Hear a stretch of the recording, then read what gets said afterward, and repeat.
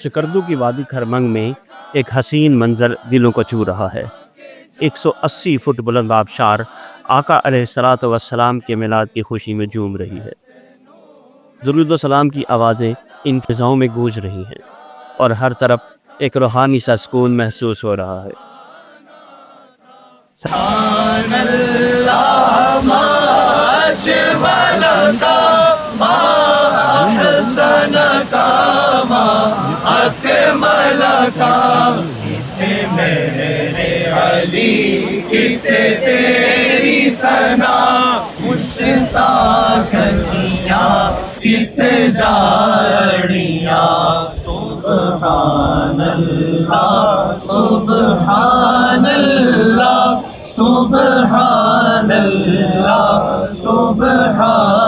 سرور کائنات حضرت محمد مصطفیٰ صلی اللہ علیہ وآلہ وسلم کی مدح سرائی باعث فلاح اور ذریعہ نجات ہے۔ الصلاۃ والسلام علی سید الانبیاء والمرسلین وعلی آلک واصحابک یا رحمت للعالمین۔ اور آج ہمارا یہ سفر سکردو شہر سے آگے کا ہے۔ یہ ہمارا ہوٹل ہے جناب، مندوق ہوٹل، مندوق فورٹ ہوٹل۔ تو یہاں سے اس وقت ہم لوگ نکلنے لگے ہیں سکردو سے اور جائیں گے، آج کی ہماری منزل ہوگی منٹھوکا واٹر فال اور شکر فورٹ، اور اس کے بعد سرفرنگا ڈیزرٹ جائیں گے۔ ایک ہی دن میں ہم 3 حسین مقامات دیکھ سکتے ہیں، ان میں سے 2 منٹھوکا واٹر فال اور سرفرنگا کولڈ ڈیزرٹ ایک ہی روڈ پر مل جائیں گے، جبکہ شکر کے لیے ہمیں تھوڑا واپس آ کر مزید آگے بڑھنا ہوگا۔ سکردو کا یہ خطہ نہ صرف پاکستانیوں بلکہ پوری دنیا کے سیاحوں کے لیے کشش رکھتا ہے۔ یہی وجہ ہے کہ غیر ملکی سیاح بھی یہاں بڑی تعداد میں آتے ہیں۔ سفر شروع کرنے سے پہلے اپنی گاڑی کی ہوا ہم ضرور چیک کریں گے۔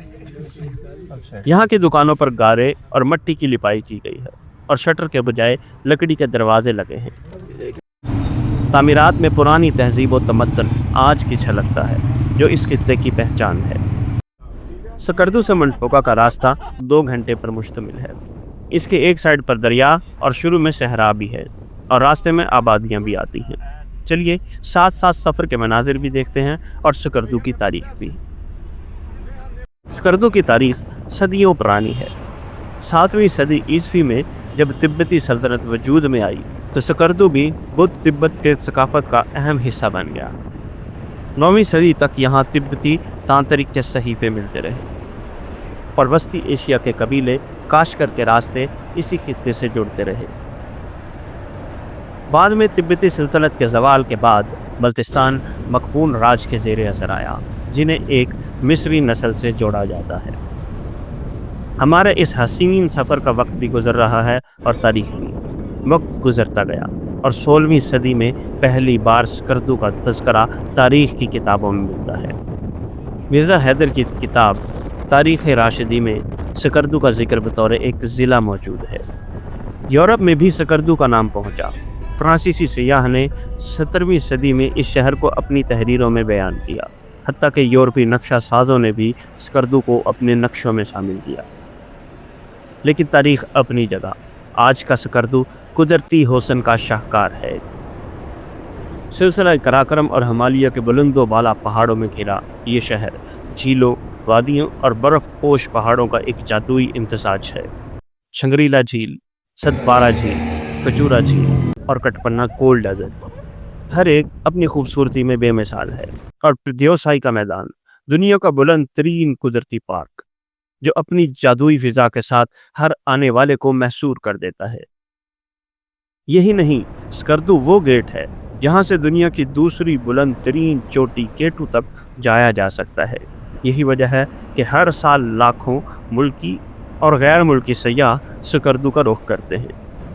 یہاں کے لوگ بھی اس خطے کی اصل پہچان ہیں۔ بلتی زبان بولنے والے یہ لوگ تبتی کلچر کے وارث ہیں۔ شنا زبان بھی یہاں بولی جاتی ہے۔ مقامی باشندے اپنی ملنساری، مہمان نوازی اور خوش اخلاقی کی وجہ سے دنیا بھر میں جانے جاتے ہیں۔ 2-2.5 لاکھ آبادی والا یہ شہر نہ صرف بلتستان کا تجارتی اور تعلیمی مرکز ہے، بلکہ یہاں کا واحد کمرشل ایئرپورٹ بھی اسی شہر میں موجود ہے، جو سکردو کو پاکستان اور دنیا کے دیگر شہروں سے جوڑتا ہے۔ سکردو کا موسم بھی اپنی مثال آپ ہے۔ गर्मियों में खुशगवार और दिलकश, मगर सर्दियों में शदीद ठंडा, जबकि दर्जा हरारत -22 डिग्री तक भी पहुंच जाता है। हर तरफ बर्फ़ की सफ़ेद चादर बिछ जाती है। और सबसे दिलचस्प बात ये कि स्कर्दू का मतलब ही सितारों की सरजमीन है। बल्ती ज़बान के माहिरीन के मुताबिक ये लफ्ज़ सकर यानी सितारा और दो यानी वादी से मिलकर बना है। यूँ गोया ये शहर वाकई आसमान के सितारों की झलक लिए हुए है। इसी रास्ते पर खपलू की हसीन वादी को रास्ता जाता है और दूसरी तरफ खरमंग वैली है। मंटोका वाटरफॉल खरमंग वैली में मौजूद है। रास्ते के मनाजिर बहुत ही हसीन हैं। ये हसीन मनाजिर देखते देखते हम इस बुलंद आबशार तक पहुंच जाते हैं।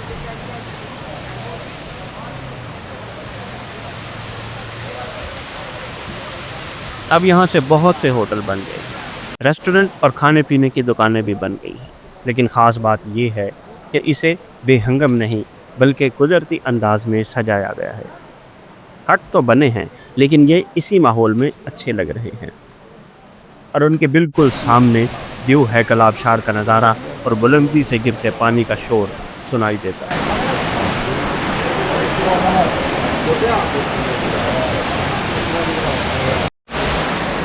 ये बैक साइड पर नज़र आने वाली आबशार जो है ये मंटोका वाटरफॉल है और ये स्कर्दू की हाईएस्ट वाटरफॉल है। काफ़ी ऊंचाई से इसका पानी जो है वो गिरता है। सियाह यहाँ पर दूर दूर से आते हैं अपनी सफ़र को यादगार बनाने के लिए और यहाँ पर तकरीबन 200 रुपये का जो है वो एंट्री टिकट होता है और उसके बाद वो आपको इसकी लोकेशन के ऊपर आने देते हैं। यहाँ पे एक पुल बना हुआ है, आगे जाते हैं नज़दीक जाकर इसके नज़ारे लेते हैं। बड़ा ही खूबसूरत यहाँ पे लकड़ी के इन्होंने कॉटेजेस बनाए हैं जो इस नेचर के हिसाब से बड़े ही खूबसूरत लगते हैं। और उससे थोड़ा सा आगे है तो एक पुल बना है और वहाँ से आपको आगे वाटरफॉल तक का जाने का जो है वो रास्ता। चलिए हम आगे चलते हैं।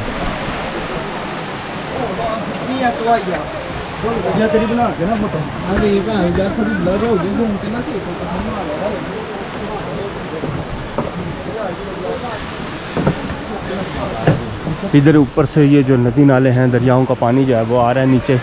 बड़ा ही कमाल का ज़बरदस्त नज़ारा होता है। सर्दियों के अंदर इसका नज़ारा बिल्कुल मुख्तलिफ हो जाता है कि ये बिल्कुल जम जाती है, यानी इसका गिरता हुआ पानी भी जो है, बहता हुआ पानी भी जो है वो जम जाता है, जिसकी जो इंतहाई दिलकश मंजर जो है वो पेश करता है।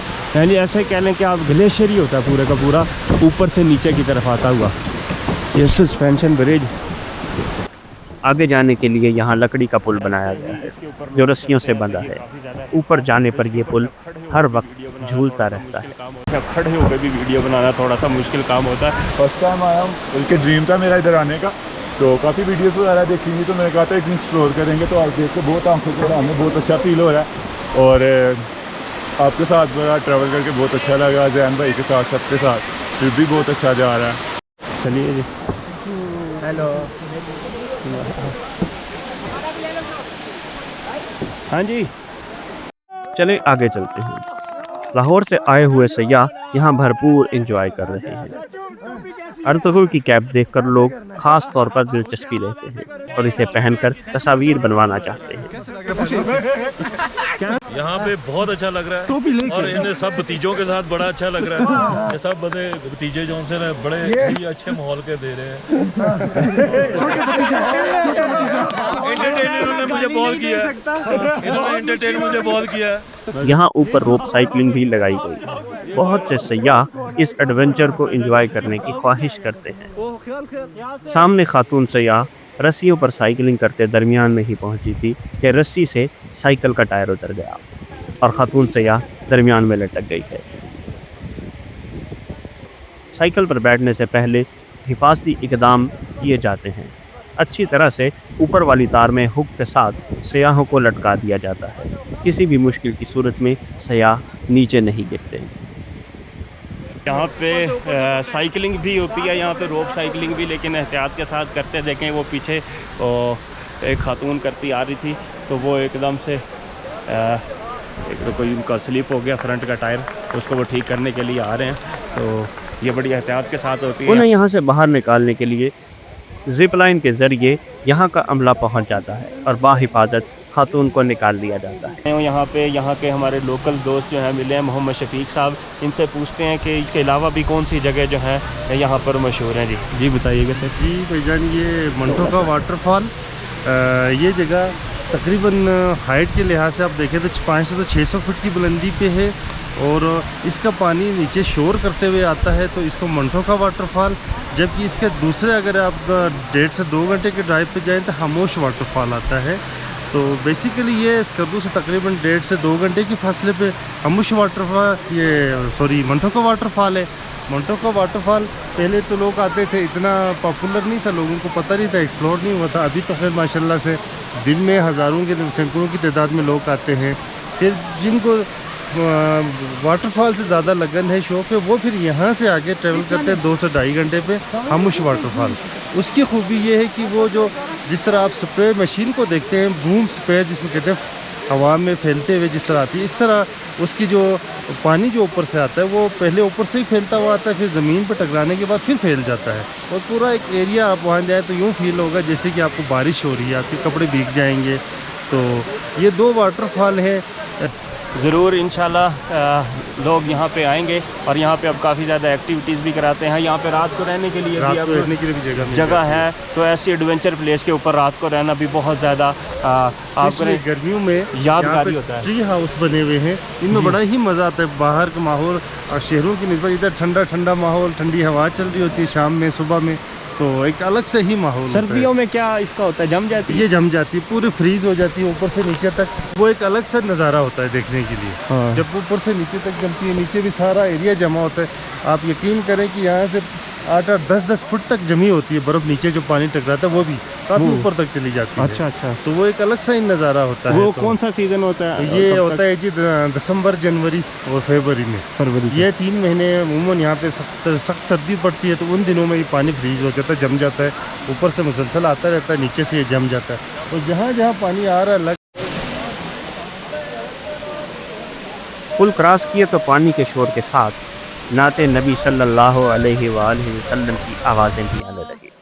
کچھ نوجوان منٹوکا آبشار پر خدا کی قدرت کو دیکھتے ہوئے ہمارے آقا نبی پاک صلی اللہ علیہ وآلہ وسلم کی مدح سرائی کرتے ہوئے نظر آئے۔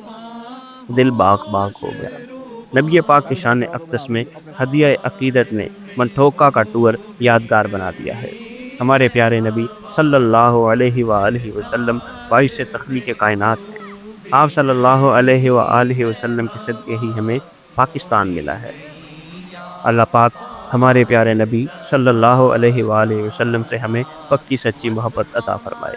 آپ صلی اللہ علیہ وآلہ وسلم کے احکامات کے مطابق زندگی گزارنے کی توفیق عطا فرمائے۔ آج کا ولاگ اتنا ہی تھا، ملتے ہیں اگلی ویڈیو میں، دیکھتے رہیے راٹر پاکستان۔